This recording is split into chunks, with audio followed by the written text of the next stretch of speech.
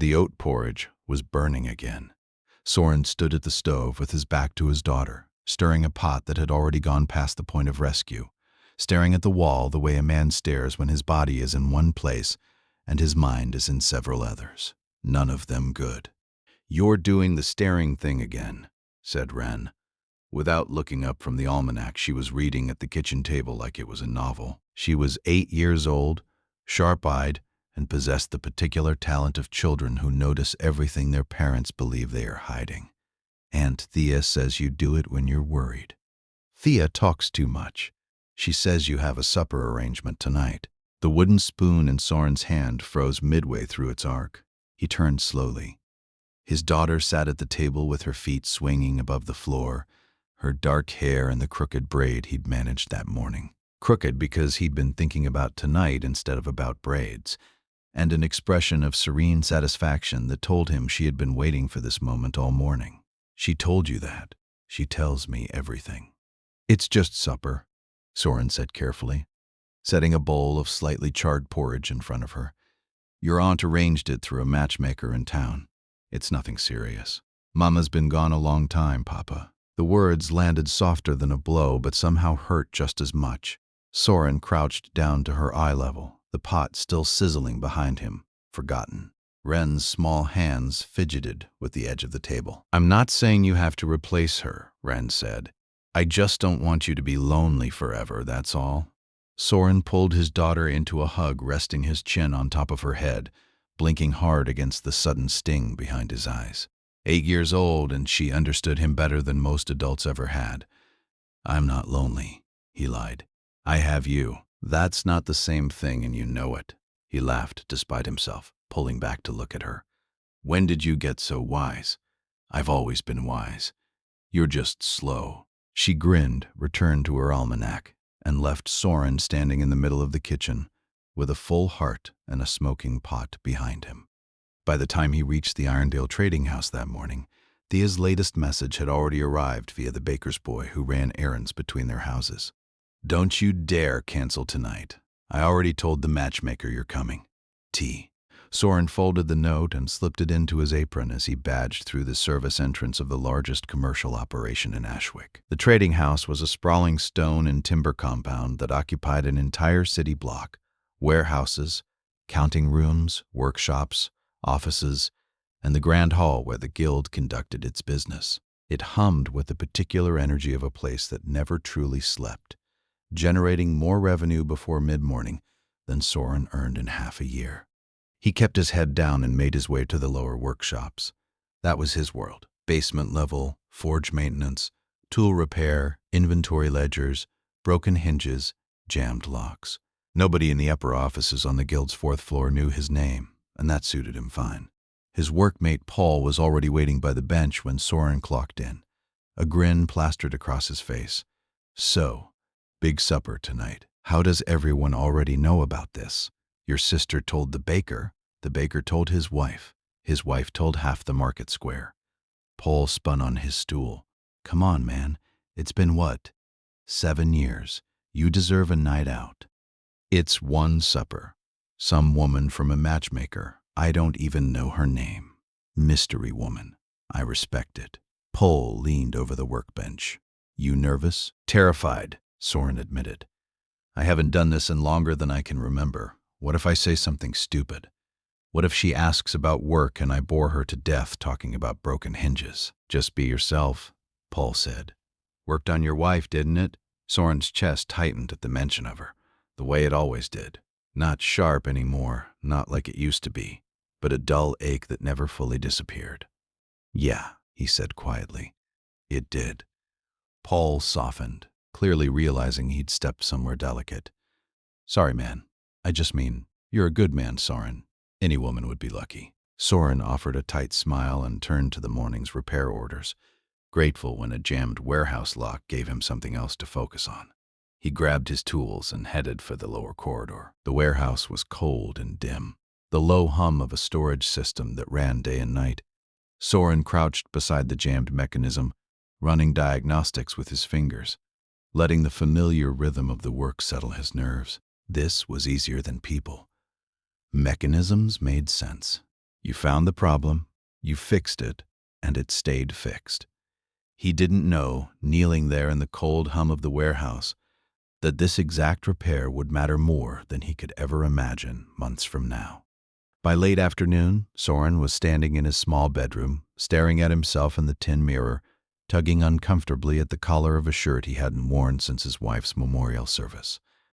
"You look like you're about to deliver a eulogy," Thea said from the doorway, arms crossed, clearly amused. "I feel like I'm about to deliver a eulogy. It's supper, Soren, not a hostage negotiation." "Feels the same right now." He turned to face her. "Thea, I don't know if I can do this." Her expression softened, and she crossed the small room to fix his collar herself, the way she used to when they were children and he had trouble with his laces before festivals. "You've spent 7 years putting everyone else first," she said. "Ren, work, me. Honestly, more than you should have.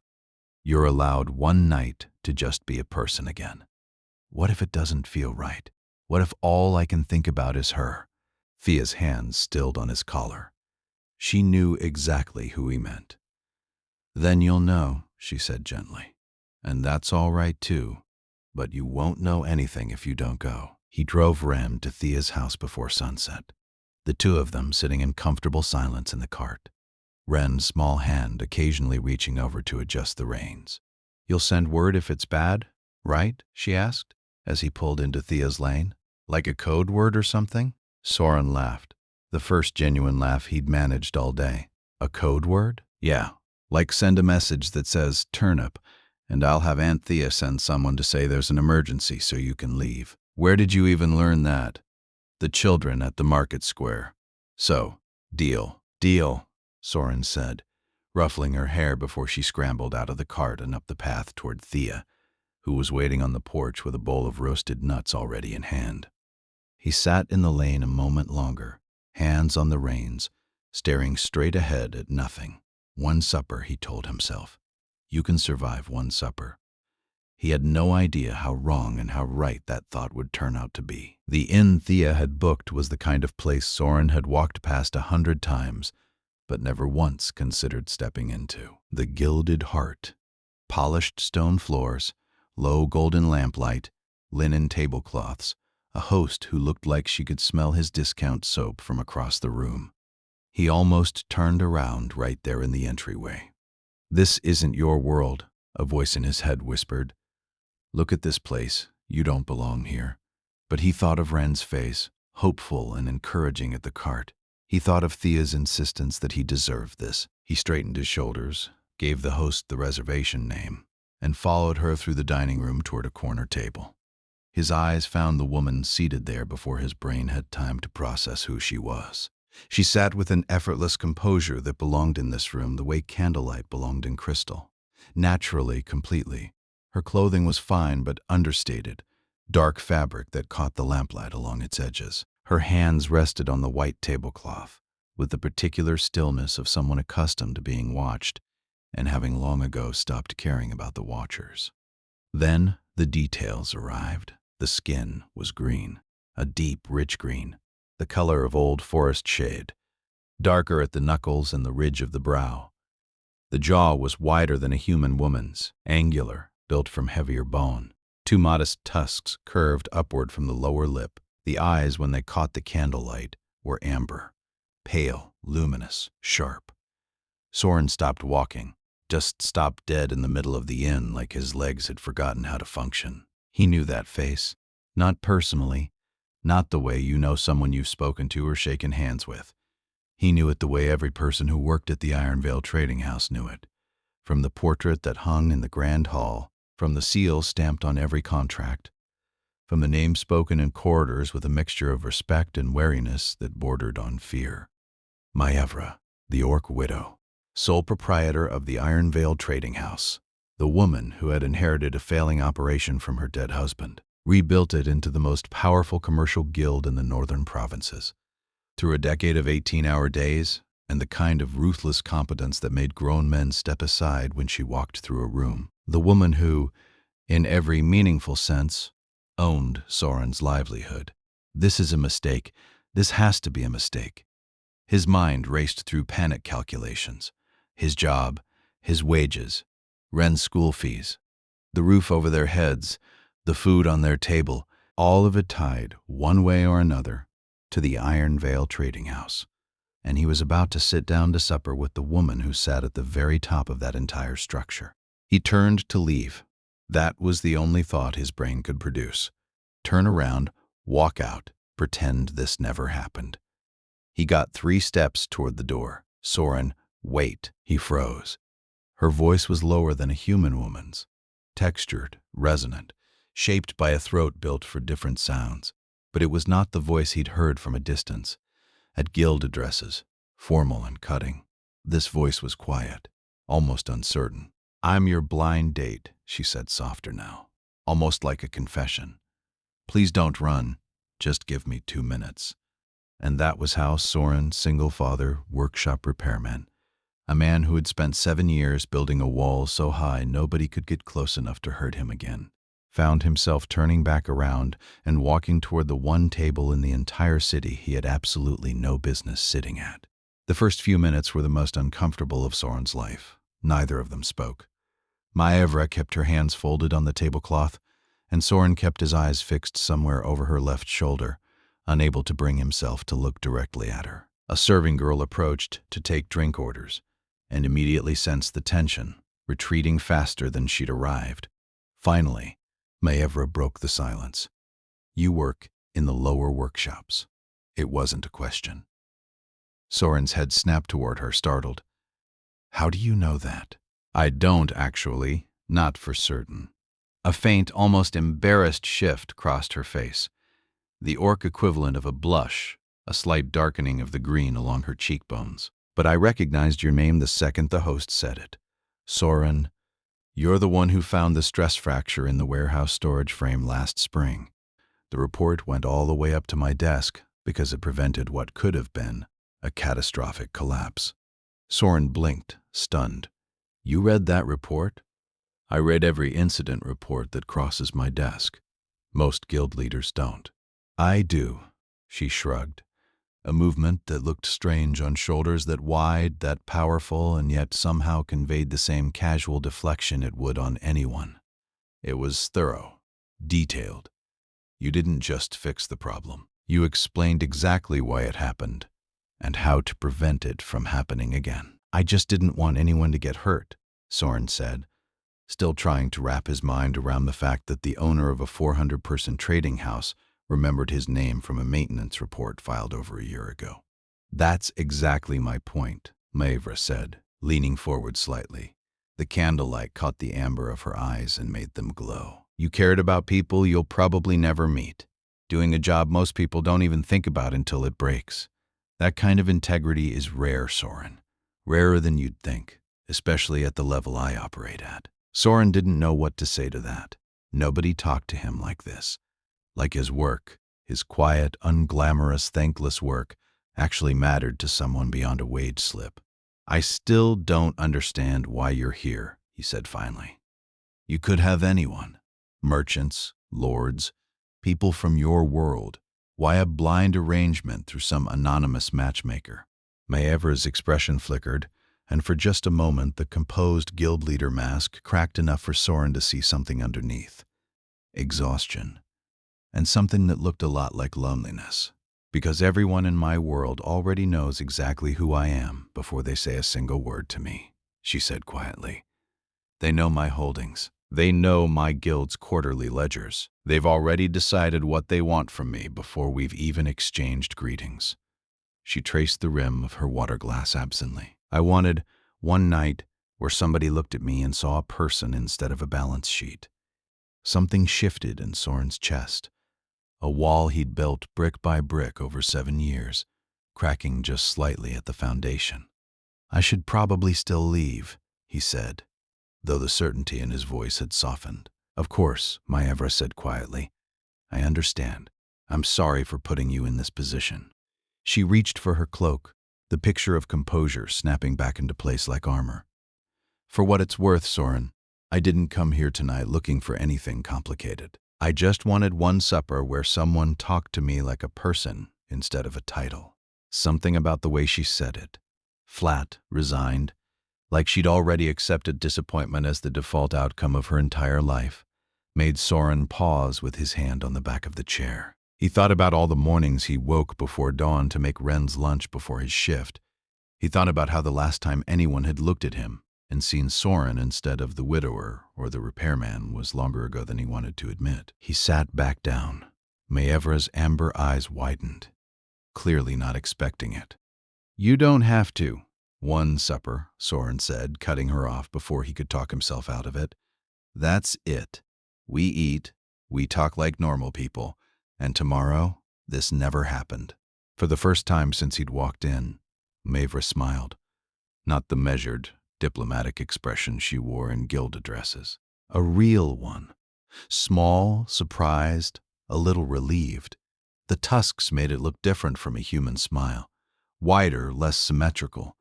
But the warmth behind it was unmistakable. "Deal," she said. 3 hours earlier, none of this had seemed possible. Now, Soren was talking about Ren's obsession with star charts, her habit of narrating her own life as though she were the heroine of one of the traveling bard's tales, the code word she'd invented in case tonight went badly. Maevra laughed, an actual laugh, low and resonant, produced from somewhere deep in the orc chest cavity that gave it a richness human laughter simply could not match.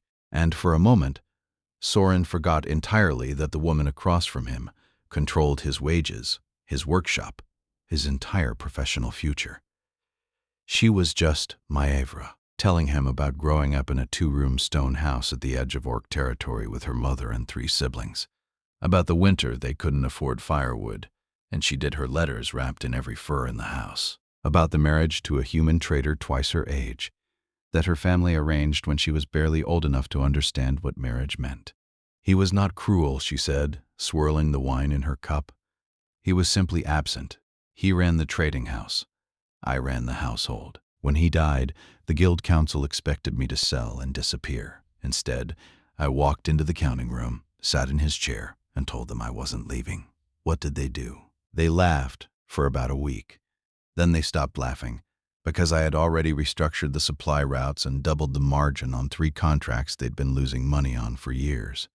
"Nobody knows that part," she admitted at one point, tracing a crack in the table with her fingertip. "The council thinks I came from a powerful orc family. It's easier to let them believe that than to explain that I clawed my way here, one impossible year at a time. Why not tell them the truth? Because vulnerability gets used against you in that world, Soren. The second people know where you came from, they think they know your limits. I learned a long time ago it's safer to just let them wonder." Soren nodded slowly, understanding more than he expected to. "I get that too. People at the guild think I'm just the quiet repairman who keeps to himself. They don't know I wanted to be a master craftsman. Actual design work, not just fixing broken hinges. I had an apprenticeship lined up before." He stopped himself. "Before your wife," Maevra finished gently. "Before everything changed," he corrected, though they both knew it meant the same thing. "I gave it up, needed something stable, something that paid immediately, something that let me be home for Ren every night. No regrets," he added quickly. "I mean that.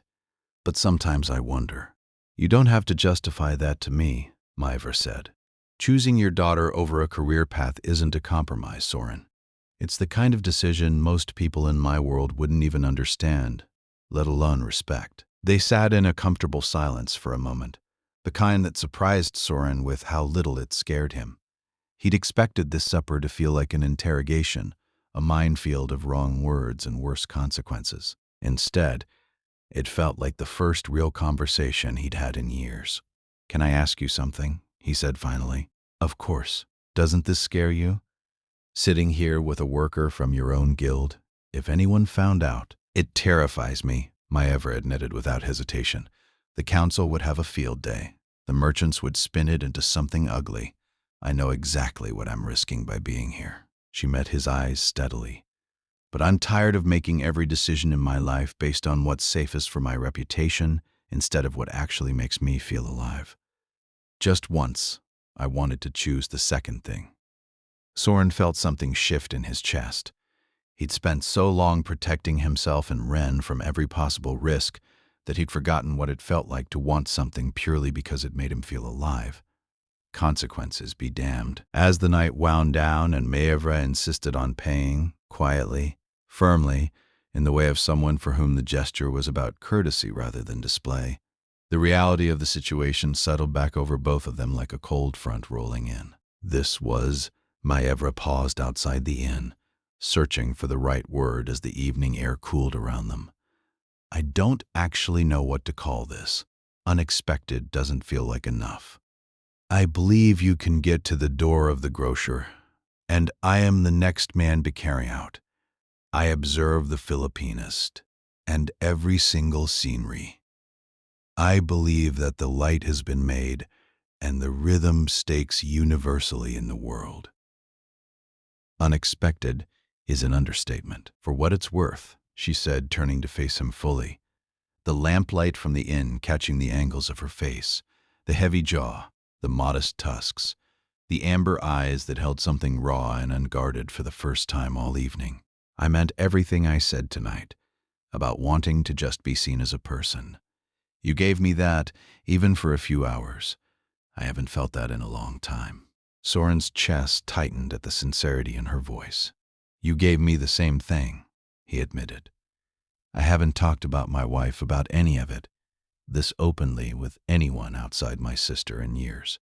They stood there a moment longer, neither quite ready to say goodbye, both acutely aware of everything standing between them, the guild hierarchy, the power imbalance, the sheer impossibility of two people from such wildly different worlds building anything beyond one accidental extraordinary supper. I should go, Soren said finally, though his feet didn't move. You should, Maevra agreed, though hers didn't either. This can't happen again. You know that, right? Tonight it was a mistake, a wonderful mistake, but still a mistake. I can't risk my position.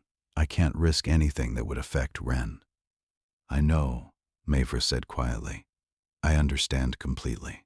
But neither of them moved, and in the silence that stretched between them under the inn's golden awning, Soren felt something he hadn't felt in 7 long years. A pull toward another person, so strong it scared him more than any guild tribunal. Any scandal, any risk to his livelihood ever could. Good night, Maevra. Good night, Soren. He walked home in silence, Ren's code word sitting unused in his pocket, his mind replaying every single moment of a supper he had absolutely no business enjoying as much as he had. Somewhere behind him, heading in a different direction, Maevra was doing exactly the same thing. Both of them telling themselves the same lie. This ends here. This has to end here. Neither of them believed it. Not really. Not even for a second. The next morning came too fast. Soren sat at his workbench in the lower workshop, staring at a repair order he couldn't focus on, his tea going cold beside his tools. He'd read the same line 4 times without processing a single word. Paul appeared over the partition with his usual grin. You're doing the staring thing again. Ren calls it that, apparently. I'm working. You're staring at a jammed lock mechanism like it holds the secrets of the universe. Paul pulled his stool closer. So, how was it? Mystery woman, live up to the hype. It was fine. Fine. That's it. 7 years and all I get is fine.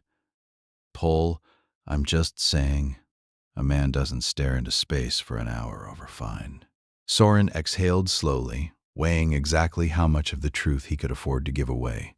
Not the whole truth. Never the whole truth. Not here. Not in this building. Not where a careless word could travel from the basement to the 4th floor faster than any messenger. She was interesting, he said finally. Sharp. Complicated. Real in a way I wasn't expecting. Complicated how? Just complicated. He picked up his tea, if only to have something to do with his hands. It's not going to happen again anyway. Different worlds. It wouldn't work. Paul studied him for a long moment, clearly unconvinced, but he let it go, rolling back to his own bench with a shrug. You're lost, man. You looked happier this morning than I've seen you in years. Just saying. That afternoon, a sealed note arrived with his name on it. delivered by a boy Soren didn't recognize. The handwriting was careful, precise, the penmanship of someone who usually dictated rather than wrote. I know I said this ends here. I keep telling myself that too. It isn't working very well. M. Soren's heart slammed against his ribs. He didn't need a name attached. He glanced around the workshop, then turned the note over and wrote on the back with hands that weren't quite steady.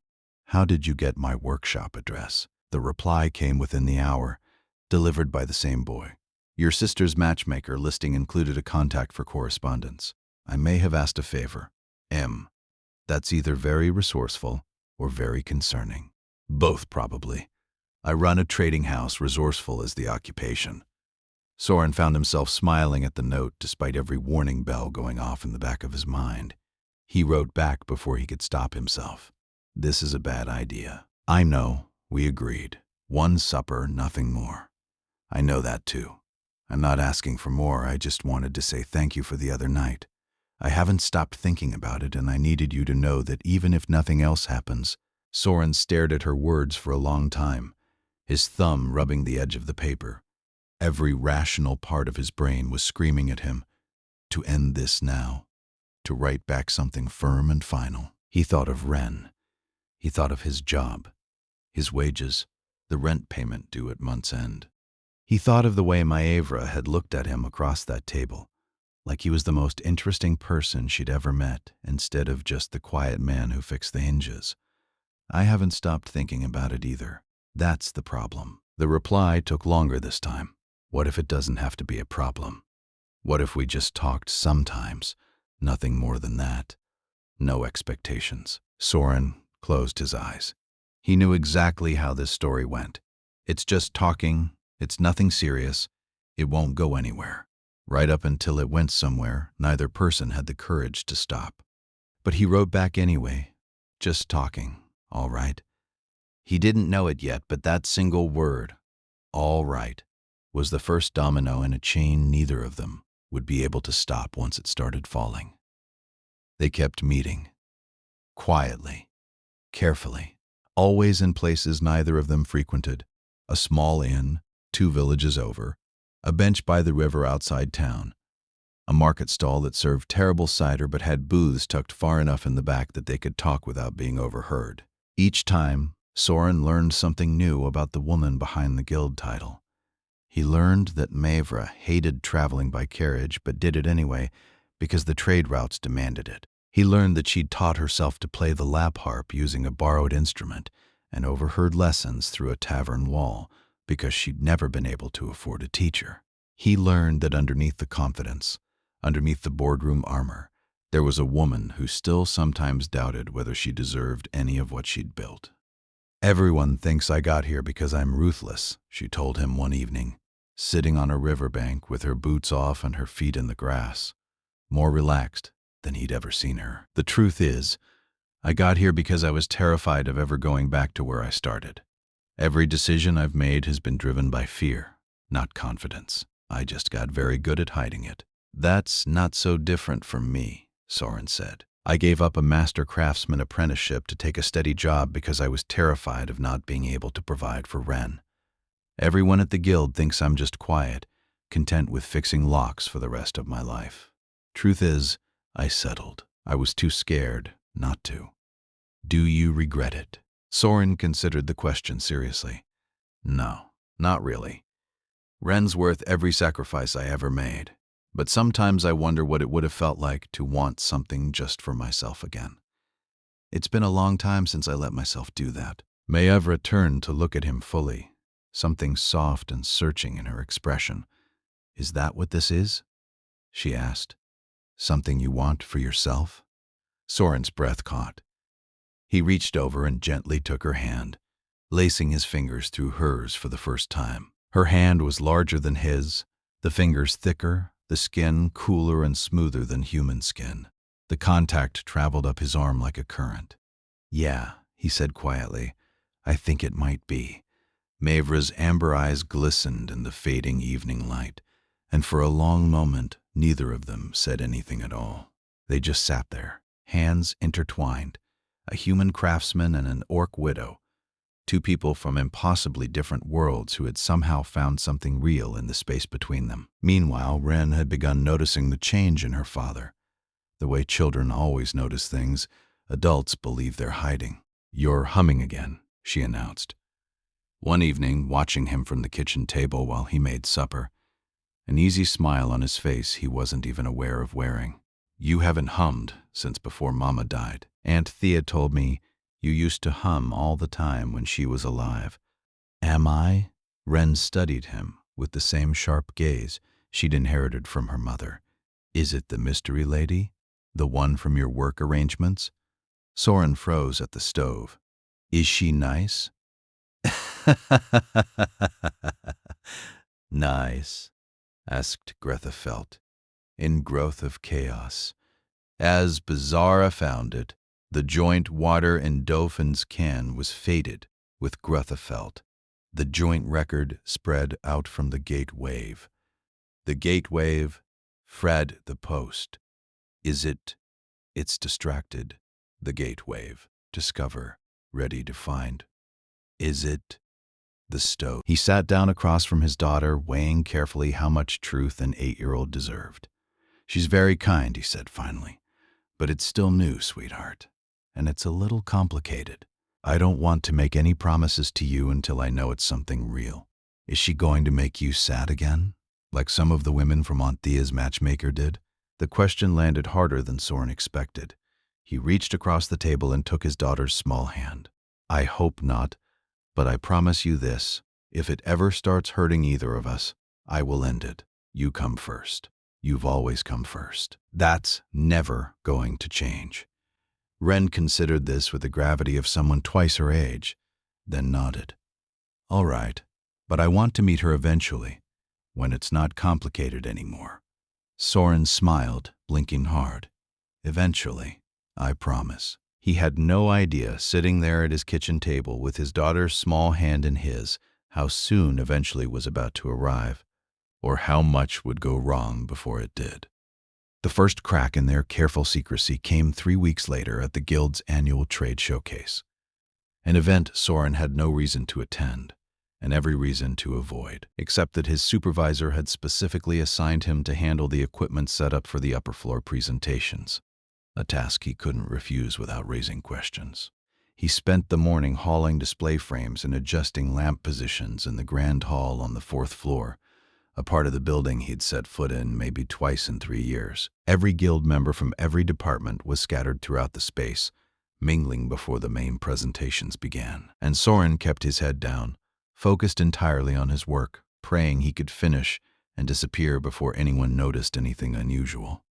He hadn't accounted for Maevra walking directly toward him the moment she spotted him across the room. "Master Soren," she said, her voice shifting instantly into the crisp, formal register she used in front of employees, though her eyes betrayed something warmer underneath. "I understand you're handling our display arrangements today." Soren's heart lurched. Every instinct told him to keep this brief, professional, invisible. "Yes, my lady. Should be ready shortly." "Excellent. I appreciate the quick work." She lingered a beat longer than a guild leader addressing a random craftsman ever would, and Soren felt the weight of a dozen curious glances from nearby employees who'd clearly never seen Maevra personally address anyone below senior merchant level. She walked away, and Soren exhaled a breath he hadn't realized he was holding, forcing his hands to stay steady as he finished mounting the last display frame. He didn't notice Fenwick watching the exchange from across the room, arms crossed, expression unreadable, filing the moment away with the same careful attention he gave everything that might eventually prove useful. Fenwick had been Maevra's chief trade advisor for 9 years. He had managed the guild's finances during the transition after her husband's death, had expected to be named guildmaster himself, and had watched instead as the board chose the Orc Widow, younger, sharper, with a vision for the house that had ultimately tripled its value in half a decade. He had smiled through the announcement and shaken her hand in front of the council. He had spent every year since quietly, patiently looking for a reason to prove they had made the wrong choice. That evening, Soren's note arrived in his workshop cubby. "I shouldn't have singled you out like that. I'm sorry, it was reckless." He wrote back quickly. "It's fine. Nobody thought anything of it. Her reply, Fenwick was watching. I saw him. Soren's stomach dropped. He wrote back, trying to sound calmer than he felt. Who is Fenwick exactly? The guild's chief advisor. He spent years looking for any reason to take it. I don't trust him, Soren. He notices everything and he forgets nothing. 2 weeks later, the rumors started the way rumors always start. Inside an operation that large, quietly in the margins of conversations that had nothing to do with the truth. Until suddenly they had a life of their own. A cloth merchant named Odella, who lived 2 streets from the walled compound where Maevra kept her residence, had seen Soren, a workshop craftsman who stood out among the fine carriages in that neighborhood, like a sparrow among falcons, entering through the service gate. Twice in 1 week, she mentioned it to a colleague. That colleague mentioned it to someone in the counting room. By the time it reached Pohl's workbench on the lower floor, it had transformed into something else entirely. People are saying you're seeing someone, Paul said, keeping his voice low even though the workshop was nearly empty. Not just seeing someone specific. Soren's hands stilled over the lock mechanism. Odella from Textiles says she saw you entering the Ironvale compound twice. That's Maevra's neighborhood, man. Half the guild lives in fear of that woman, and you're telling me you've got nothing to say. I have a friend who lives out that way. That's all. A friend? Yes, Paul. A friend.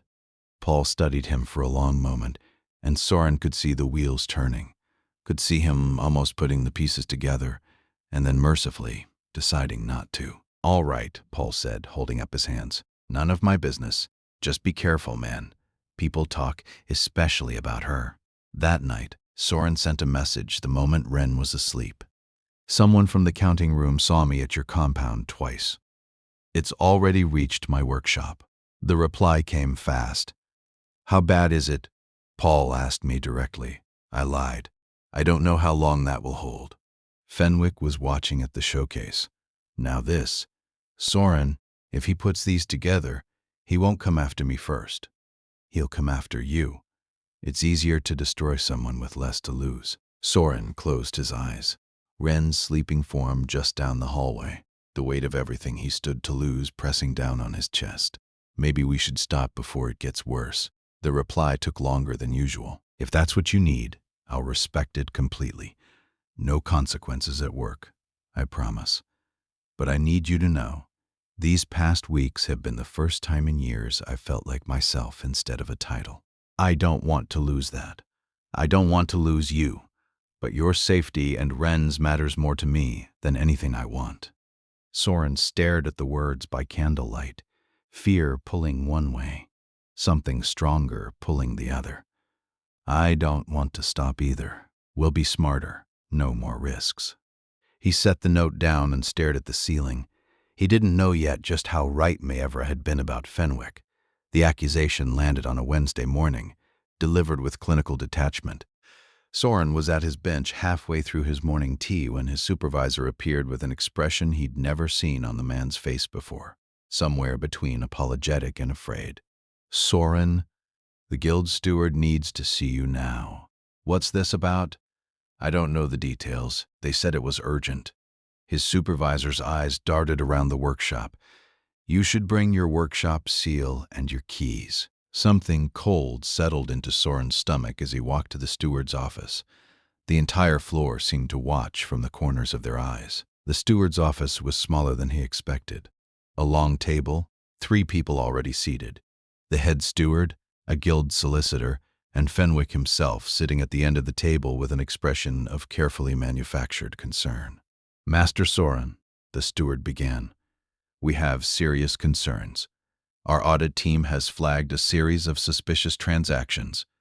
Goods moved from secured warehouses using authorization seals tied to your workshop credentials. Approximately 200 gold marks worth of inventory moved through 3 intermediary accounts over the past 6 weeks. Soren stared. That's not, I didn't do that. I don't even have access to the warehouse ledgers.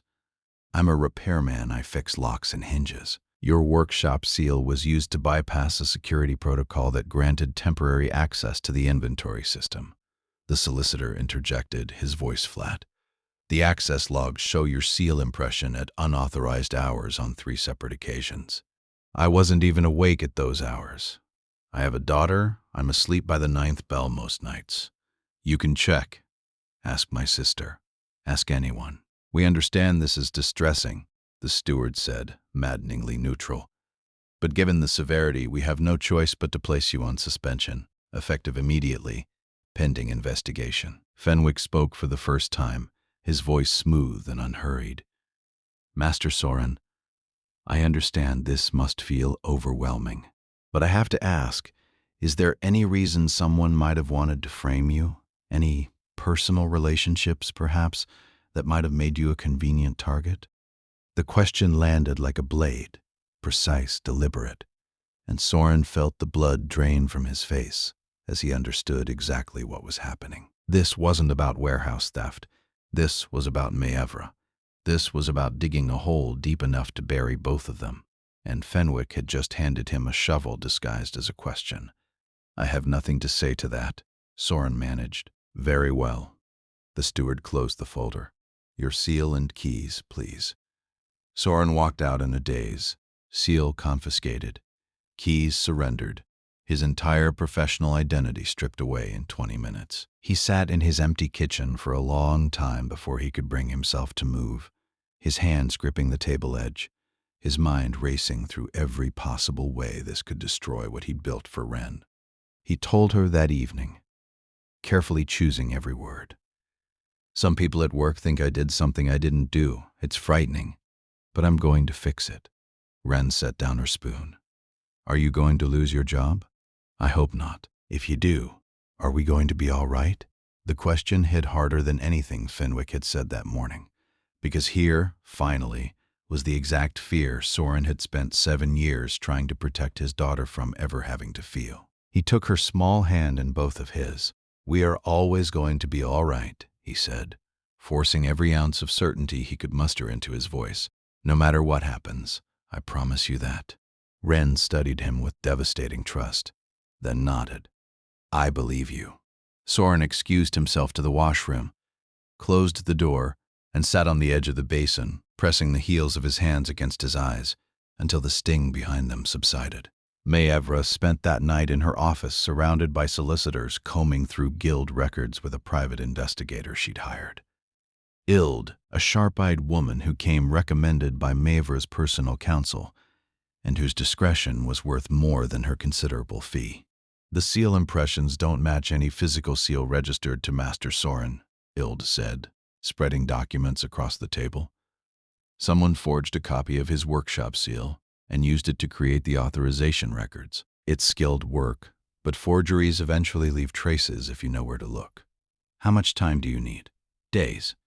Perhaps longer, depending on how well they covered their work. I don't have days. The council is convening an emergency session by the end of the week. Ild looked at her steadily. What exactly are we fighting here? A man named Fenwick, who has waited years for an opportunity to prove the council chose wrong when they gave me this guild. He doesn't care about 200 gold marks. He cares about using this to prove my judgment has been compromised. And has it been? Maevra was silent for a long moment. Yes, she said quietly. I fell for someone who works in the basement of my own guild house, and now it's costing him everything. 2 days later, Ilda's team found the thread. A seal maker in a neighboring town, a man named Gavro, who had been dismissed from the Ironvale house 6 years earlier for negligence during a major inventory loss. Maevra had recommended his termination. He had never forgiven her. Gavro was engaged 8 weeks ago through a vendor account with senior authorization privileges, Ilda explained. The account traces back to Fenwick's office. Gavro forged the seal, Fenwick provided the access. 2 men settling old grudges.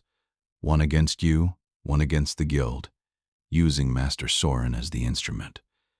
Maevra gripped the edge of the table.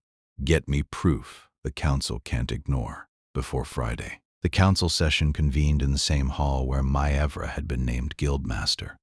She walked in prepared for war. I want to address this directly, she said, standing at the head of the table instead of sitting. Yes, I have a personal relationship with Soren, a craftsman in our lower workshops. It began outside of work through a private matchmaker. Neither of us was aware of the other's identity until it was already underway. Murmurs rippled around the table. Fenwick's expression remained neutral. I understand the concerns this raises, Maevra continued, but I want to be equally clear. Soren did not commit theft. Someone forged his workshop seal to make it look exactly like he did, at precisely the moment it would be most damaging to both of us. She nodded to Ild, who presented the evidence. The forged seal, the vendor account traced to Fenwick's office, Gavril's history with the guild, the timeline that aligned perfectly with Fenwick's 4-year campaign against Maevra's leadership. Fenwick's composure cracked when the vendor authorization was displayed. His own mark, his own records, connecting him directly to the man who had forged the seal. I engaged Gavril for legitimate audit purposes.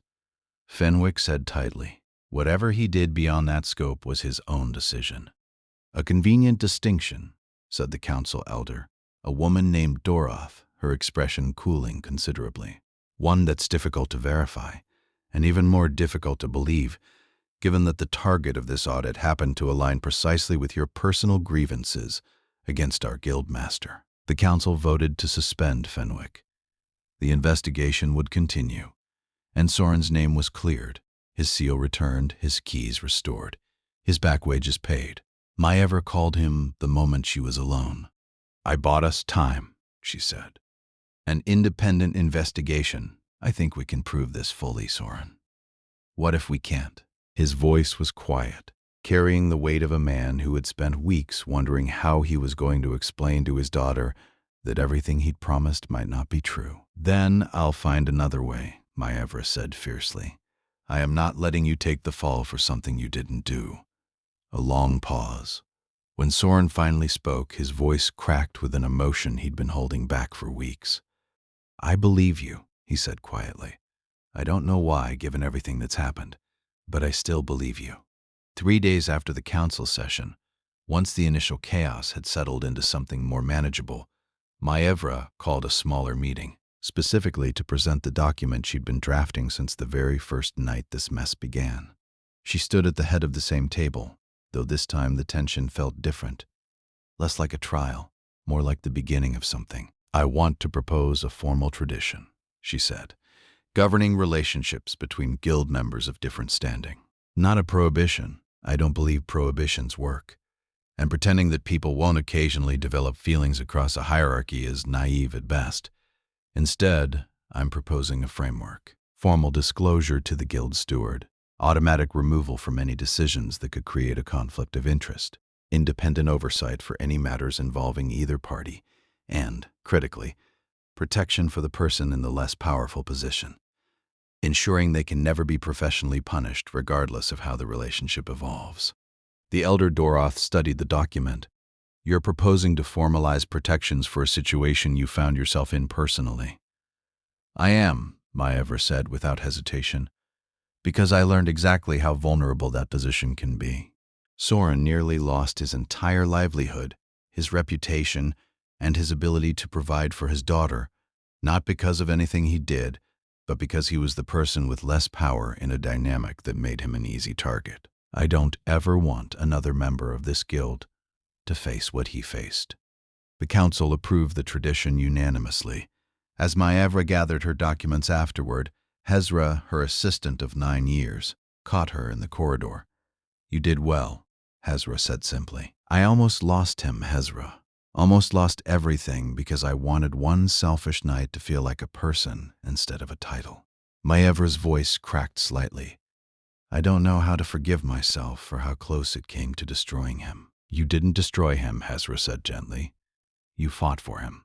There's a difference. And I think eventually you're going to let yourself believe that. Soren returned to his workshop with his name fully restored. Paul greeted him with an embrace and the words, I knew it, repeated 3 times. The guild adjusted, the truth of the relationship became common knowledge, and the world did not end. The months that followed were kinder than either of them had earned. Can I meet her now? She asked one evening, entirely out of nowhere. You said eventually. It feels like eventually is probably now. Soren laughed. A real laugh, the kind that came from somewhere deep in his chest. "You know what, sweetheart? I think eventually might actually be now." He sent a note that evening.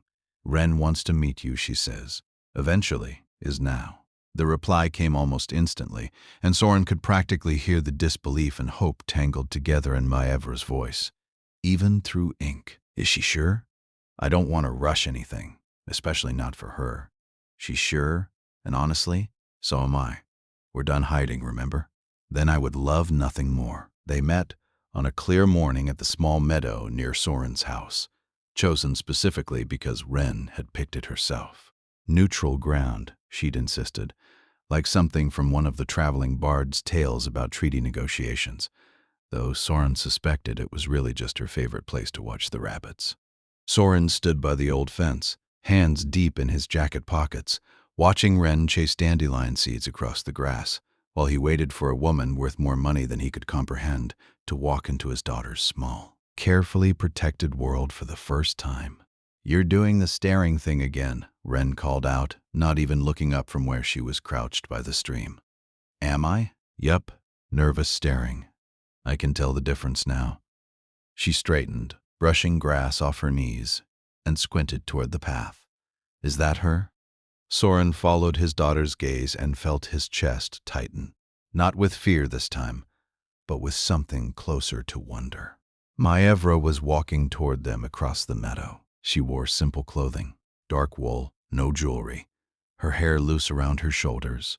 She carried a small wrapped package gripped a little too tightly, betraying nerves Soren had rarely seen from her. She was tall, broad-shouldered, unmistakably orc, green skin catching the morning light, the modest tusks visible above her lip, the heavy jaw and amber eyes that had terrified boardrooms and charmed exactly one basement craftsman. She looked nothing like anyone Ren had ever met, and she looked, in that moment, more nervous than Soren had ever seen her. "That's her," Soren confirmed. Ren considered the approaching figure with the gravity of a seasoned diplomat, then squared her small shoulders and marched forward before Soren could stop her, closing the distance with the fearless directness only an 8-year-old could manage. "Hello," Ren said, stopping directly in front of Maevra and looking up with an assessing stare. "I'm Ren. You're the mystery lady." Maevra crouched down, bringing herself closer to Ren's eye level, a gesture that changed something in his daughter's posture immediately, the willingness to come down to a child's height, to not loom. "I am," Maevra said. Her voice was gentle in a way Soren had never heard in guild settings. The low, resonant orc timbre softened to something almost warm. "Though I promise I'm not actually that mysterious, just a little complicated. Like your father said. He said you're kind. I hope I am. He also said you saved his job from bad people." A faint smile crossed Maevra's face, the orcish version, wider and less symmetrical than a human smile, the tusks making the expression something entirely its own. "I did what I could. Your father is a good man, Ren. He didn't deserve what happened to him." Ren studied her for a long moment. Then, "I brought you something." Maevra held out the wrapped package. "I wasn't sure what you'd like, so I asked your father a few questions without telling him why." Ren opened the package carefully. Inside was a beautifully illustrated book of star charts, not the simplified children's version Soren had bought her a dozen times, but a genuinely detailed atlas, hand-drawn, the kind meant for navigators and scholars. "This is the real one," Ren breathed, turning pages of constellations and planetary movements, with wide, delighted eyes. "This is the one from the cartographer's shop that costs too much. Papa said, maybe for my birthday." The otter of 1490 was abuse, a finite sound, which is white frenage to the tomb of constellation, while she traveled on Fistavit was some of his watchmaking. The P of inoculated everything I had was prospectively from the birthday. "Well," Maevra said, glancing up at Soren with a small apologetic smile, "I hope it's all right that your birthday came a little early." Ren looked between the book and Maevra several times. Then, without warning, she threw her arms around Maevra's neck in a hug so sudden and fierce that the orc woman nearly toppled backward onto the grass, catching herself with one hand while wrapping the other carefully around Ren's small back. Soren stood a few feet away, watching, and felt something crack open in his chest. 7 years of carefully guarded walls giving way all at once at the sight of his daughter hugging a woman he'd been terrified, just weeks earlier, to even admit he cared about. "I like her, Papa," Ren announced, pulling back and studying Maevra one final time with the solemn authority of a judge delivering a verdict. "You can keep her." Maevra laughed, a real laugh, bright and unguarded, and Soren felt his own laughter join hers, the three of them standing together in a sunlit meadow, something that felt dangerously, wonderfully like the beginning of a family, taking shape right there in the grass. The months that followed were kinder than either of them had earned. On quiet evenings, Maevra would come to Soren's small house and attempt whatever domestic task Ren assigned her, with results that ranged from passable to catastrophic. One evening, Ren attempted to teach Maevra how to properly bank a hearth fire for the night, a task Maevra approached with the same intense focus she brought to trade negotiations, much to Ren's endless amusement. "You're smothering it," Ren informed her, hands on hips. "You need to leave space for the air. It's not that complicated." "I run a 400-person trading house," Maevra said, mock offended, "and you're telling me I can't manage a hearth? Running a guild and banking a fire are different skills, Maevra. Papa says so all the time." Soren, leaning against the doorframe with a dishcloth over his shoulder, laughed loud enough that both of them turned to look at him. "I stand by that assessment." There was something about this moment, so small, so utterly unremarkable, that struck Soren with unexpected force. This was what he'd been afraid to want for 7 years. Not the grand gestures, not the ballad romance, but this, ordinary, domestic, safe. A hearth, a child's laughter, and a woman learning where the firewood goes. Later that night, once Ren was asleep and the kitchen was clean, Soren and Maevra sat together on the bench outside, the evening air cool and quiet around them. "Can I tell you something?" Maevra said, her voice softer than usual. "Always. I used to think happiness looked like success, like winning, like proving everyone who ever doubted me wrong." She looked out at the small garden, the string of dried herbs Soren had hung along the fence. "I spent years chasing that version of happiness, and I got it. Everything I set out to build. And I was still lonely every single night in a house too large for one person." She turned to look at him, something soft and certain in her expression. "Now I know what actual happiness looks like. It looks like banking a fire wrong and getting scolded by an 8-year-old. It looks like supper at a wooden table. It looks like you asking about the boring parts of my day and actually meaning it." Soren brought her hand to his lips. Her hand, larger than his, the green skin smooth and cool, and pressed a slow kiss against her knuckles. "For what it's worth," he said quietly, "I spent 7 years thinking love was something that only happened once. And when it ended, that door closed permanently. I built an entire life around that belief." He met her eyes in the dim light. "You walked into an inn and dismantled 7 years of careful walls in one supper. I didn't think that was possible anymore." Nearly a year to the day since that first accidental blind date, Soren stood in the same inn where it had all begun, the Gilded Hart, his hands trembling slightly as he waited at the same table where Maevra had whispered his name and stopped him from walking out the door forever. Maevra walked in exactly on time. Her expression shifted the moment she recognized the inn, then the table, then Soren standing beside it instead of sitting across from it. "What's all this?" she asked, though something in her voice suggested she already suspected. "A year ago," Soren said, his voice steadier than he expected, "I sat at this exact table ready to run out that door the second I recognized you.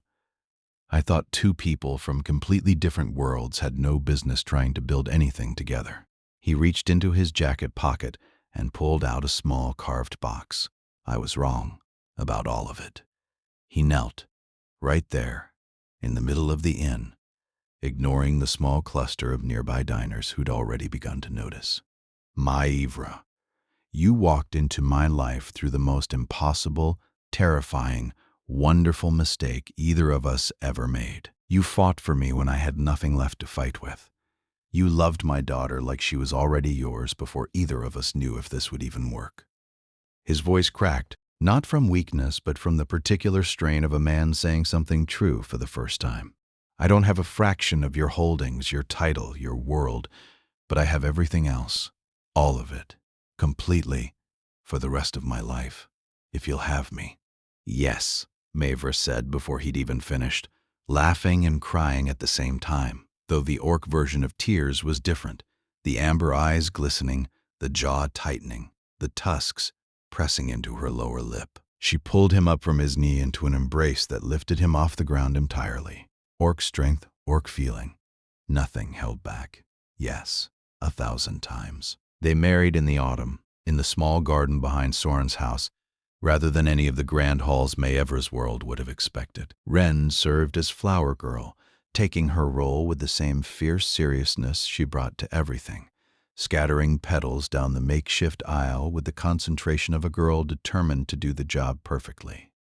Thea stood beside Soren, dabbing at her eyes throughout the ceremony, occasionally leaning over to whisper, "I told you so." Maevra's vows carried none of the polished confidence she brought to council sessions.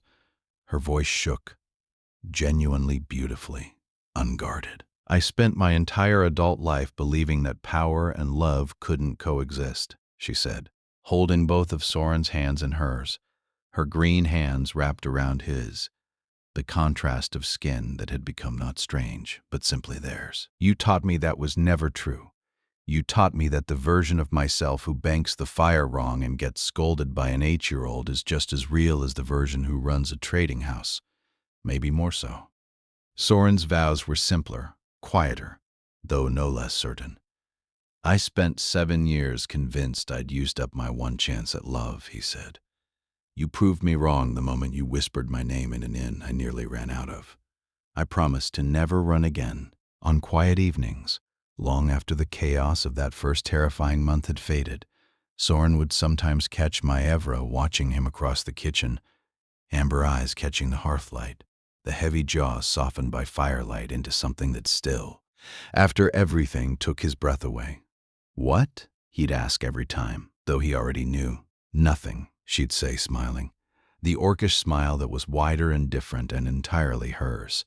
"Just thinking about how close I came to never sitting down at that table." And every time Soren would cross the kitchen, pull her into his arms, stretching up slightly because she was taller, because she was broader, because she was orc and he was human, and none of that had ever mattered less than it did in this kitchen, in this life, in this moment, and remind her of the only truth that had ever mattered between them. That some collisions weren't accidents at all, but the exact moment 2 guarded hearts finally found their way home.